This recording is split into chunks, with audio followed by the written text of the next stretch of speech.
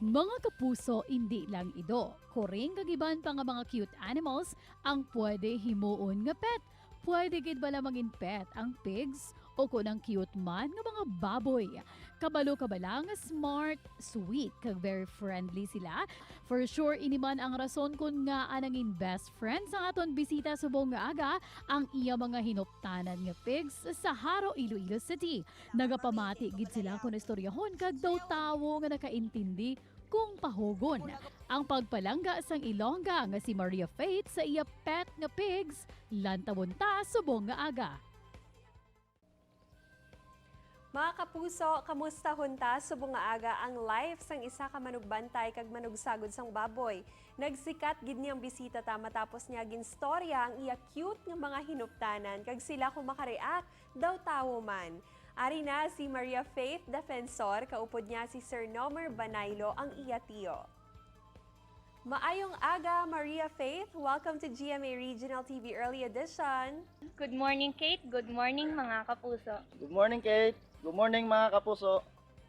Faith, anong ginakasakuan mo subong? Ipakilala biana yung imo upod sa mga kapuso ta? Hello, Kate. Ang ginakabalahan ko gali subong is ang akon study and then training sa akon nga sport. And upod ko gali subong ang akon nga tito nga si Tonomer. Faith, curious gid ang mga kapuso ta. Ano kadugay ka na bala nga nagasagod kag nagabantay sa mga baboy dira sa Haro? Share bi sa amon anong imo role sa inyo dira nga place. So, isa na ko gali di katuig nga gabulig-bulig and then ang ginobra ko is lang na everyday ang pagpamahog sa ila kag pagpaligo. Ano ang feeling, Faith, nga sa imo lamharon nga edad, hands-on ka na, no? Share bi sa amon, ano kasadya nga ginastorya-storya mo sila nga daw tawo man? Do ka nami gid sa feeling, Kate, because kay syempre biskan ano sila mga baboy is nakaintindi sila kag do may listoryahon ka man dek biskan ikaw lang isahanon kag do gakadula man nimo stress kay do ka cute wala sila kung makita mo sila. Amo man do pares man yung istorya sa tao nga do kung wala kay istoryahon kay di mo sila istoryahon kay walang na ga-cooperate man sila. Balikan ta ang moment nga nakuhaan mo sang video, ang nag-viral nga convo mo with pigs mo. Tell us the story behind.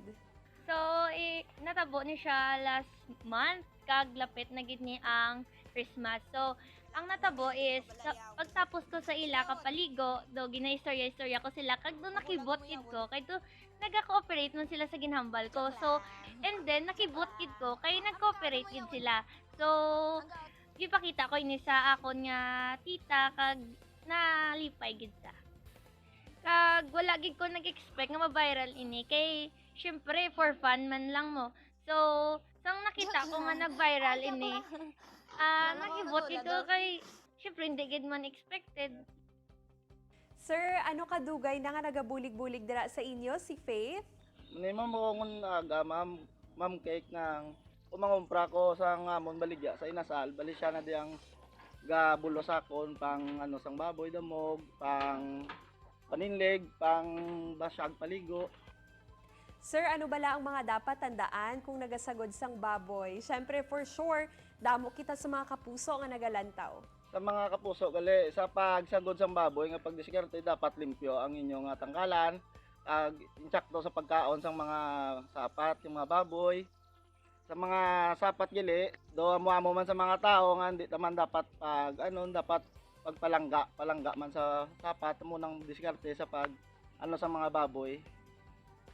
Paano nyo naman i-describe si Faith bilang masaligan nga kabuligid sa adlaw-adlaw nga tanan? Makita ako daw panambog ginabuligan niya ko. Amo na nga daw nagsalig na ko siya nga kunaga wala na ako nga siya nang gabanta siya nang gabubod gagapaligo. Kung wala sa klase, na siya natananda ng maubra. Muna sa ma'am, basta masaligan si Pete sa mga kasapatan niya rin.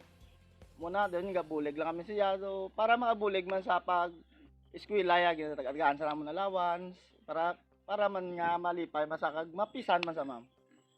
Salamat gid sa inyo, kabay pa nga padayunon nyo lang ang kapisan nyo para sa pagpangabuhi for family, kag syempre para makasurvive man everyday. Yes, Kate, thank you gid sa pag-featured sa akon diri sa GMA Regional TV kag tani ang mga kasapatan parehas mo na sa tao aton gid palanggaon. Thank you, Kate. Thank you mga kapuso. Madamo pa kita sang dapat bantayan sa pagbalik sa GMA Regional TV Early Edition.